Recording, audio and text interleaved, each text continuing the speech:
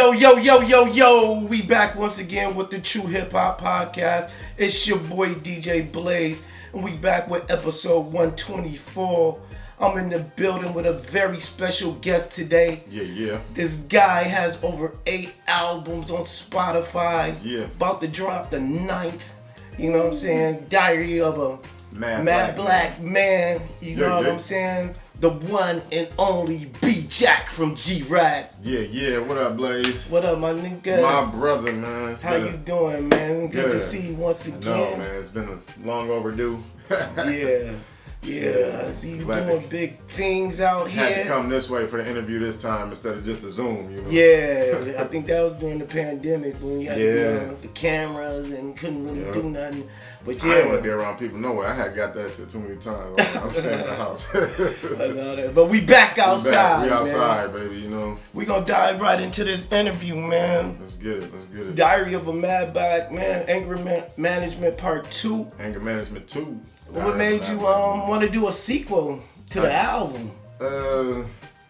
Honestly, shit, just life in general, and I got this perception of me in my personal life. You know, people that know me, they like, man, you always angry. And it's like, y'all just be making me angry over silly shit. So that's where the song came from. And actually, if you remember, the song title was actually Diary of an Angry Black Man. Right. That's why in the song, I'm an angry black man. I say that, but I switched the title to Mad Black Man because I'm like, it's anger management. I'm angry, but I'm a mad black man. The song Trust No One shows the anger. You know what I'm saying? I'm nobody. like, damn, trust nobody? Yeah. That was deep, bro. Like, you went in on a lot of people, you know what I'm saying? Talking about the adoption situation. Yeah. And, this is my most honest, like, down to earth, like, for real, just conversation-wise album to where I wanted to dive in deeper psychologically. Because I'm in school for psychology, you know? I'm in my second year now, so... University of Arizona and shit. So it just made me, you know, dive deeper with my shit. I'm already a deep thinker. You know me. We cancers, you know what I'm saying? Right. Look, I just got the tattoo too, you know what I'm saying? Got the cancers, you know what I'm saying? Shout out to the cancers. July 4th. You know what I'm saying? But it's like you pulling out all your anger out on this album, you know what I'm saying? That's my way to do it. It's like the therapy, and it's also just the realization that when I'm going through something, I know that the world might be going through something similar. And that's what you said, like on how to maintain on that song. For you sure. know what I'm saying? Yeah, perspective is everything. Like, I really feel like you put your whole life into this album. You know what I'm saying? Like, what you've been going through for the past few years. You know what I'm saying? It's like all in the story. Back to the beginning. I was telling Wolverine, you got it strong with the hooks and the structure of the album. You know what I'm saying? Like, a lot of days, these cats, they ain't making sense. The album don't got no direction. Right. But anger management, you letting all your anger out on each song. You know what I'm saying? I think one of my strong suits have been the structuring of the albums, you know, putting the songs in a certain order and shit. And I take pride in that, you know, that come from the era of us listening to actual CDs. You know what I mean? And if you bought the CD off of the strength of one single, every song had to fit in its place. So every time I put together an album, it's like that. I understand that because I do the albums the same way. Like, the song come off after this song. Yeah, I go out the beats and the topics and all of that too. Yeah, you gotta put it together. It's really the beats, you know. A lot of times it be the beats and then the subject matter comes second to the beats because it gotta flow sonically, everything, you know. Yeah, another song I liked was More Money, man. You used the Biggie sample. That's my shit right now. The party joint. The party joint right there. You know That's the party anthem. Yeah. More Money, it was like, I heard the sample and I didn't like the way it was flipped originally, so I had, took it and tweaked it and shit, and I was like, man, nobody fucks with Biggie shit because he's the GOAT. He's like the GOAT. So I was like, you know what? If I do it, I can't try to mimic his shit or nothing. I don't want to even do it in your own way. In my own way. So I made an anthem out of it. You know what I'm saying? More money, more problems. If you can't make money, you don't want none. You know what I'm saying? And like, nobody makes songs talking about put your hands in the air no more. Right. So I had to put that in there, the call and response on the second verse. This the part right, this part is right here. what I say, this is the part right here where everybody say make money, hustlers, scammers, and strippers make money. You know what I'm saying? It's the call and response for when the show happens. Yeah. That's gonna do good in the show. The crowd participation. Exactly. When you perform. Yeah. You gotta perform in one of my shows, bro. I'm coming now, shit. I'm good now. Well, no, I had a lot of things going on that permitted me from doing anything, and it was more family issues. It wasn't like, you know, I wasn't trying to be outside or I was ducking or dodging nobody. It was just life shit happened and I had to step back from everything. You know what I'm saying? Music. The only thing I had to keep doing was my schooling, because shit, if I quit doing that, I'm just out of money for no reason. But you know, really stepping up to be a father more than what I was for, you know, my son Bryce, and just helping him and his mom go through a lot of shit, you know, just a lot of stuff, you know, I won't say it on camera, but trying to do all of that and then still do this, it was a lot. So I stopped doing a podcast. I took a break from the podcast. I'm gonna come back with it because a lot of people have been asking me about that too. Yeah, that's what I was gonna ask you. What happened to the podcast? You know? It wasn't that anything happened. It's just, once my life got to be too hectic to where I didn't have time to do nothing but family and work. Yeah. It was like, all right, everything else got to take a back seat for a minute. Mm-hmm. You know what I'm saying? And once I got, and once I got everything situated and to where I feel like, you know, comfortable where my kid is at, I'm good now. He good. Damn, I don't even know you had the time to make another album. You just dropped one. You know what I'm saying? Yeah, January. December? It's only been like 6 months. Like, I like to drop frequently though. But who are some of the producers you work with on this album? The only producer that I fucked with on it was 3. But for the most part, every beat that I didn't do, I took it and tweaked it. You know what I'm saying? CJ did the Lovers and Friends. CJ on the beat. Yeah, that's dope. And I think he did the 3 samples actually. I think CJ on the Beats did that one, the More Money. I had to tweak that one too. And then the John B sample, They Don't Know. Yeah. So that was dope too. My idea was take these OG songs that we love, that's more R&B, and flip them on some, fabulous. They've been doing that shit. Because Tory Lanez does that. But they're not doing it how I'm doing it. To where, and look at the song structure once again. On They Don't Know, it would have been real easy for me to try to sing on that record because it was a songy record. All I did was rap on that record. I didn't sing on there. Now, the songs that I did sing on was like Outlaw, and that was just me honestly just playing with my voice. But it sounds dope. That's one of my favorite ones too. And I appreciate it. I wasn't gonna put it on the album. I was debating. I'm thinking you put it last, but that was my joint right there. I only put it last because that's in my top 5 from that for album. real. Yeah, that's big. I only put it last because of the content matter, and that last verse was strong. And since it ended without no hook at the end, I felt like I wanted my album to end like that. Because I had so much, you know what I'm saying, so much going on in the rest of the album. I don't know, this is only like one person on there. It was that female, what's her name? That's my daughter, and it was like a joke. That's why I put it as a skit. Yeah. She sent me that as a voice clip, you know what I'm saying? Talking about some hair, you know what I'm saying? Big Nene on the streets, like sign me up for some record labels. So I put that on there as a skit because she actually sent me that as a joke. So that's why I put that on there. It was funny and I put the beat on there just to make it seem like that was, Yeah. But that was cool. It was one of them things where, like the Redman albums got skits. Sometimes it'd be like that one that don't necessarily quite fit, but the whole album is so angry. I didn't want people to leave the album with a sense that I'm just angry all the time, because I'm not. Yeah, that lightened up the album. There you go.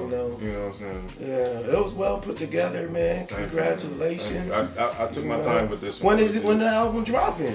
It's out right now on the website. So if you go bjackfans.com, right now it's out on the website. You can go stream that for free everywhere. July 4th, my birthday, the nation's birthday. In a couple of days. So 2 days from now, as we recording this, this was literally the reason why the intro is titled Diary Entry June 24th. Yeah. Because that's the last day that I wrote and recorded that song. Okay. And so I titled it that, and that was the day I uploaded it. And the first day that I was actually able to put it out with the Fast Lane release through my distribution was the 4th. So I got blessed with being able to put it out on my birthday. I wasn't able to do that last year. It came out on the 6th. The first one did last year. So this time I was right on time. And I didn't rush it. Should tell you, I took so much time this time. It was like, on Anger Management, the first one, I was up for like a week straight, You know what I'm saying? Just writing, and every night, you know, we do our due in the day. Business is done, work is done, and I would go do my shit and just lock in. She'd be knocked the fuck out, wake up, it's like 3 songs done. Man, that's work right there. Hard work and dedication pay off. But this time I took my time with the songs because I wanted to go deeper. You know what I'm saying? And I wanted went deep. I wanted people to really hear like some of the shit that I'm actually going through, and it's not just to try to relate to other people. I wanted people to actually hear what I'm saying. It's more about your life. Right, and that's why I called it a diary, because I went through everything that I'm speaking on this time. You definitely wrote all the songs like a diary of your life. You know, and y'all got to go check that out, man. Anger Management 2, July 4th, baby. My birthday, the nation's birthday, Independence Day. Anger Management 2, Diary of a Mad Black Man. B-Jack, your boy. Hey, I just want to say thank you to Blaze for always rocking with me for show. No doubt, fam. When you gave me the review, when you said Outlaws, you know, that was the first song you put on there, I was just like, damn, it brought me to tears, because that's one of them songs that I knew people was gonna try to judge me for the hook, but not the lyrics on the verses. I'm looking at the lyrics, man, and forget, like, okay, you try something new with the hook, and it worked. You know, I thought it worked. Thank you. You know what I'm saying? I tried my best, and you know what? That hook came so freely. I heard the beat, and I think CJ didn't do that one, but I have to remember. But anyway, I heard that one. And then it was the guitar that made me feel like it was like some shit that could be on the radio. Yeah. So I was like, but it's a mean riff. It's almost like, you know, that it kind of remind me of Michael Jackson Bad, in a sense, to where it's a pop record, but it's got a tough image to it. So I was like, yo, let me go with the Outlaw. And I wrote the hook in my head and then wrote it down, because I've been having a habit of writing all my shit down. You know what I mean? So that I got my books of where people can see my shit later on. Things like that, but I really freestyle a lot of this shit. But that's how I've been doing this shit since I was a kid. So a lot of this shit comes to me anyway, because I'm good enough to know if this is the direction. Give me a topic, that's where I'm going. Right. We used to sit in the car and smoke weed. All right, I'm gonna say a word. You a freestyle off of that. You know what I'm saying? So that's where it be at for me. A lot of people don't have topics and subject matter, and that's one thing that I pride myself on. That you strong on. Hooks and subject matter. The beats, the, you know what I'm saying? There you go. And you got all three of the chemistry, like you putting it in the pot and stirring it up. A lot of artists is lacking that. Like, a lot of artists can't write hooks these days. They do chants. Send them to me. You know what I'm saying? Holla at Pro Family shit. Your boy B-Jack. It's really hard for them to write hooks, man. Yeah, a lot of people. And I write hooks for people, and it's not. Let's throw this out there. It's not a problem to say you can't write a hook, because a lot of rappers, even Biggie, couldn't write hooks. But if you got the right producer in the mix, but listen, for the most part, he wasn't making no, let's say, no hooks for no hits, is what I'm saying. Man, now for rappers, One More Chance and Big Papa and a lot of that Juicy, shit, all of them was hooks. Think about it though, if he couldn't have made them hooks if he wouldn't have got on the beats that he didn't want to rap on.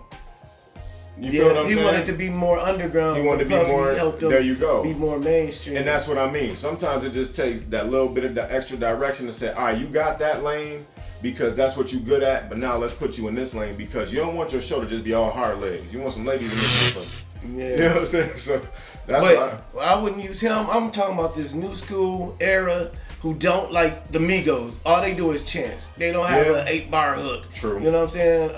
You know, maybe it's the similar. Baby, he might have a little hook on his songs, but the songs are literally like 1 minute and 2.5 minutes at the longest. You know, but that's the thing I'm talking about, man. You can't even have they can't write hooks today. Like Joe Budden was saying, they don't even have bridges on songs no more. Yeah, you know what I'm saying? It's just a straight go all the way through for a minute. And I like being able to do both. Because on this album I got a little bit of both, but when I do the only song that's only under 2 minutes is the first one, which is the intro, and then I think there is no other song besides the skits that's under 2 minutes, under 3 minutes, because I got full song structure. I'm not just trying to, all right, let me get my hook on there, do a dope verse, and then throw the hook on there and then be done with the song, because a lot of people can't come with 2 verses of the same topic. Right. So that's why on a song like Lovers and Friends, it's technically 2 topics. The first one is about lovers, the second one is about friends. That's you know what I'm saying? I split it up. That was a dope song too. Thank you. And I like that. It's that type of songwriting to where I'm talking about my life, but I know you gonna feel it because you going through it. You know what I'm saying? She can feel it because she went through something similar. That's why you had the 2 different verses. Yeah. Mm-hmm. But before we get out of there, man, you want to let the people know your next move? Are you performing anywhere? What you got coming out? Well, we back outside, so we about to have a lot of shows. Just stay tuned to the website, BJack Fans, and everything will be updated on there. I ain't got no shows lined up yet, but we getting that working out. I got the album done. I'm working on the radio edits. We're going to be on radio. The album is out July 4th everywhere, people. Please go stream this, man. Make sure y'all appreciate a real artist making some real music, you know what I'm saying, for real people. This ain't me just trying to be trendy and catch a wave. Right. This is some music that's gonna live with you, you know what I'm saying? It's gonna stick to your ribs like soul food, as they say. You know what I'm saying? Real talk. You know what I'm saying? And I feel like that's what it is. So yo, stay tuned to the website, BJack Fans. Also Facebook, shit, Instagram, BJack616. Y'all know where to find me. BEE Profam ENT. Ain't nothing changed. Yeah, hey, we about to be stronger than ever. I'm working with a few new artists this year. We're gonna get the Profam All-Star still popping. We still got a lot of things in the works. Everybody I've been working with, I'm pretty much still working with them. It's just taking time because everybody got lives and, you know, shit going on. So, yeah. Make sure y'all stream that right now. Right man. now. July 4th. July 4th, baby. Awesome. We both cancers. Happy birthday, my G. Happy birthday, my G. Also, happy birthday to Shadow. Yeah, Shadow the Source. Today. Happy birthday. Make sure y'all stream Alpha King on all platforms. Oh, yeah, we got that out now. Shit. iTunes. Thanks for making Riding Through Gun Rule one of my top stream songs. Also, the Alpha King intro, Going Nowhere, one of my top stream songs. Love every time we do some shit together. We about to make it happen. We gonna make it happen. We got this. Alright, man, make sure y'all subscribe to the channel. We out of here. One love. Peace.